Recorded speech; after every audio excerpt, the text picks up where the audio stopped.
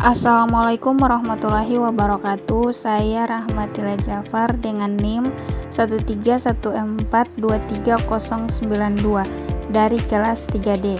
Melalui video kali ini saya akan membahas materi dengan judul bentuk-bentuk kerjasama antar negara, pemerintah, dan organisasi mitra di bidang kemaritiman. Pembahasan pertama yaitu kerjasama dalam kemaritiman.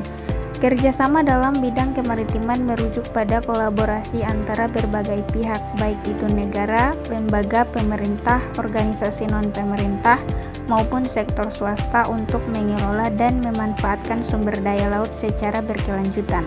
Kerjasama ini sangat penting mengingat laut menyimpan berbagai potensi, mulai dari sumber daya ikan, energi, hingga transportasi. Dengan meningkatkan kerjasama diharapkan dapat tercapai pengelolaan yang lebih efektif dan efisien terhadap sumber daya yang ada.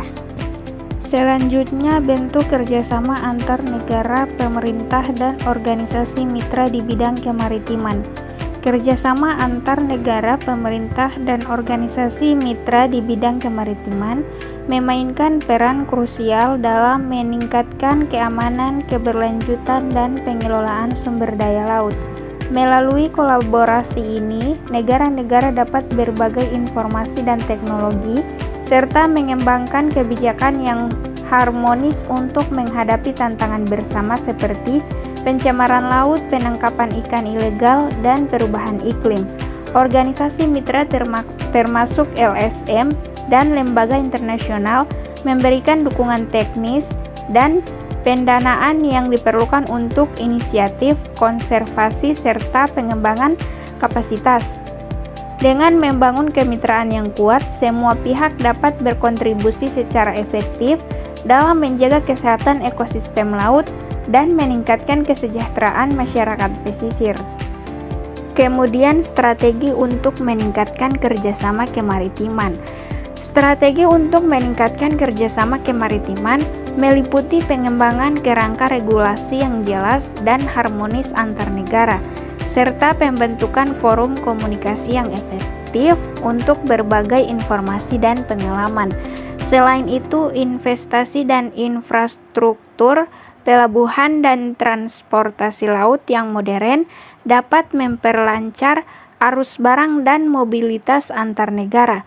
Program pelatihan dan peningkatan kapasitas bagi sumber daya manusia di sektor kemaritiman sangat penting untuk memastikan bahwa semua pihak memiliki kompetensi yang diperlukan, mendorong kolaborasi penelitian dan pengembangan teknologi ramah lingkungan juga akan memperkuat upaya konservasi laut dengan pendekatan multilateral yang melibatkan semua pemangku kepentingan. Kerjasama di bidang kemaritiman dapat ditingkatkan secara signifikan untuk mencapai tujuan keberlanjutan dan keamanan.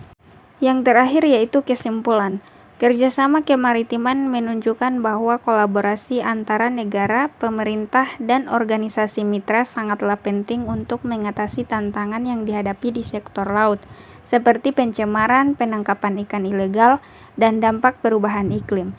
Kerjasama ini tidak hanya memperkuat keamanan maritim, tetapi juga mendorong pengelolaan sumber daya laut yang berkelanjutan.